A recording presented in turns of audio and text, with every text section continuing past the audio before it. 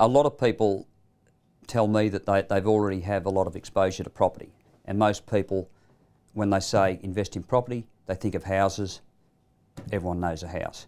The reality is, it's the big lie. Any other investment where people lost so much money, the government would take action to close it down. The problem, if the government closes down the investment housing business, someone has to build the houses. The government doesn't have the money to do it. They're quite happy for this business to go on, to receive the GST, to create employment, yet every investor would know friends and family who have lost tens of thousands of dollars or hundreds of thousands of dollars in investment property. They're put in by quite often investment advisors to minimise their tax. Negative gearing, isn't it fantastic? We can guarantee you will lose money from day one. Why would you get into that sort of investment?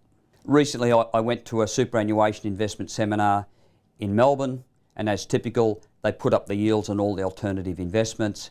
We look at investment returns on Brisbane housing, and you're a little bit over 4%. You have a look at yields on CBD offices, it's 7%. They look at cash returns. They look at the average yield on shares on the stock market. Every one of those, when you walk past a bank and you see fixed term deposit 3.5%, that's a net return.